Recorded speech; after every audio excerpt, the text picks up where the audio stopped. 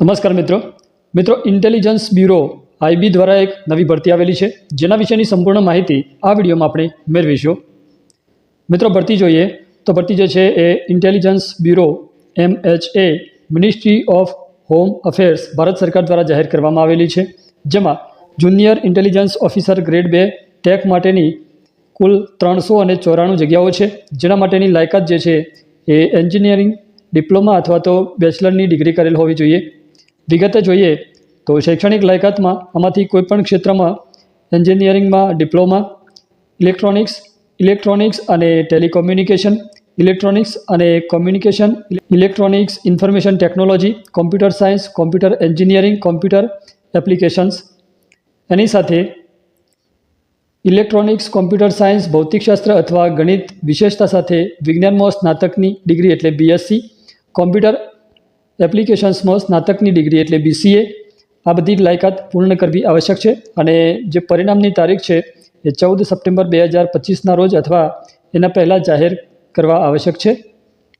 ઉંમર મર્યાદા જે છે એ 14 સપ્ટેમ્બર 2025ના રોજ 18 વર્ષથી 27 વચ્ચે હોવી જોઈએ, જેની અંદર છૂટછાટમાં SC ST ઉમેદવારો માટે 5 વર્ષની છૂટ છે, OBC માટે 3 વર્ષની છૂટછાટ છે, જ્યારે વિભાગીય સરકારના જે નાગરિકો છે એમના માટે 3 વર્ષની પ્લસ નિયમિત સેવા સાથે 40 વર્ષ સુધીની ઉંમર મર્યાદા આપવામાં આવેલી છે। વધુ જોઈએ તો જે વિધવા ઉમેદવારો હોય, છૂટાછેડા લીધેલા મહિલાઓ, ન્યાયિક રીતે અલગ થયેલી મહિલાઓ, એમના માટે 35 વર્ષ સુધીની અને અનરિઝર્વેડ જે છે એમના માટે 38 વર્ષની, OBC માટે 40 વર્ષની અને SC ST માટે 40 વર્ષની છૂટછાટ રહેશે। ભૂતપૂર્વ જે સૈનિકો છે એમના માટે સરકારી ધારાધોરણ મુજબ છૂટછાટ રહેશે, જ્યારે જે પ્રતિભાશાળી ખેલાડીઓ છે એમના માટે 5 વર્ષની વધારાની છૂટ આપવામાં આવશે। ખાસ નોંધ છે કે બેચમાર્ક ડિસેબિલિટી જે PWBD ઉમેદવારો છે એમના માટે આ ભરતીમાં કોઈ પોસ્ટ આપવામાં આવેલી નથી। ફી કેટલી ભરવાની રહેશે તો બધા ઉમેદવારો જે છે એમના માટે ભરતી પ્રક્રિયાનો ચાર્જ 550 રૂપિયા રહેશે, જેમાં જે પુરુષ ઉમેદવારો અનરિઝર્વેડ કેટેગરી EWS અને OBC છે એમના માટે 100 રૂપિયા પરીક્ષા ફી પ્લસ 550, આ રીતે 650 રૂપિયા ફી ભરવાની રહેશે, જ્યારે SC ST જે મહિલા ઉમેદવારો અને ભૂતપૂર્વ સૈનિકો છે એમના માટે માત્ર 550 રૂપિયા ફી ભરવાની રહેશે। પગાર ધોરણ જે છે એમાં 25,500 થી 81,100 સુધી એટલે ગ્રેડ 4 મુજબ પગાર ધોરણ મળવાપાત્ર રહેશે, જેમાં ખાસ સુરક્ષા ભથ્થું મૂળ પગારના 20% મળશે અને જે વધારાના લાભો છે એમાં રજા ફરજ માટે રોકડ વળતર 30 દિવસ સુધી અન્ય કેન્દ્ર સરકારના જે ભથ્થા મળે છે એ પ્રમાણે રહેશે। પસંદગીની જે પ્રક્રિયા છે એમાં ટાયર 1 મુજબ ઓનલાઈન પરીક્ષા યોજાશે, જેમાં 2 કલાક 100 પ્રશ્નો રહેશે, 25% સાયન્સ માનસિક ક્ષમતા અને 75% વિષય તકનીકી જ્ઞાનના રહેશે, જેમાં નકારાત્મક ગુણાંકન પણ 0.4 મુજબ ગણવામાં આવશે અને ન્યૂનતમ જે કટ ઓફ છે એમાં અનરિઝર્વ અને UWS માટે 35% ગુણ અને OBC માટે 34, SC ST માટે 33% ગુણ જે છે એ પાસ માર્ક ગણાશે। ટાયર 2માં જોઈએ તો કૌશલ્ય કસોટી, વ્યવહારિક અને ટેકનિકલના 30 ગુણ રહેશે।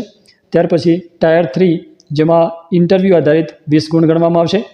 આ રીતે અહીંયા ટાયર 1માં કટ ઓફ મેળવનાર ઉમેદવારોને ટાયર 2માં એન્ટ્રી મળશે અને ટાયર 3માં શોર્ટ લિસ્ટ કરવામાં આવશે અને 5 વખત ખાલી જગ્યાઓ અંતિમ મેરિટ યાદી ત્રણેય સ્તરમાં સંયુક્ત પ્રદર્શન પર આધારિત રહેશે, એટલે આ ત્રણેય સ્તરમાં જે તમે જેટલા ગુણ કે જેટલા માર્ક્સ મેળવેલા હોય એના આધારે ફાઇનલ સિલેક્શન કરવામાં આવશે। અરજી કેવી રીતે કરવાની છે તો તમારે ઓફિશિયલ વેબસાઇટ જે આપવામાં આવેલી છે ગૃહ મંત્રાલયની, અહીંયા છે www.mha.gov.in અથવા તો રાષ્ટ્રીય કારકિર્દી સેવા પોર્ટલ જે અહીંયા લિંક આપવામાં આવેલી છે। આ બંને લિંક તમને વિડીયોના ડિસ્ક્રિપ્શનમાં મળી જશે, ત્યાંથી તમે સંપૂર્ણ માહિતી મેળવી શકો છો અને ઓનલાઈન એપ્લિકેશન પણ કરી શકો છો।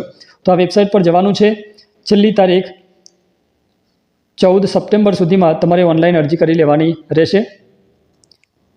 અગત્યની તારીખો જોઈએ તો ઓનલાઈન અરજી જે છે એ 23 ઓગસ્ટ 2025થી શરૂ થાય છે, જે 14 સપ્ટેમ્બર 2025 સુધીમાં તમારે ઓનલાઈન અરજી કરી લેવાની રહેશે। અહીંયા ચલણ એટલે કે ફી ભરવાની તારીખ પણ 16 સપ્ટેમ્બર 2025 આપવામાં આવેલ છે। તો મિત્રો આ હતી ભરતી અંગેની સંપૂર્ણ માહિતી। વિડીયો પસંદ આવે તો લાઇક કરજો, મિત્રો સાથે શેર કરજો અને આવા જ ઉપયોગી વિડીયો માટે ચેનલને સબસ્ક્રાઈબ કરી લેજો। Thank you.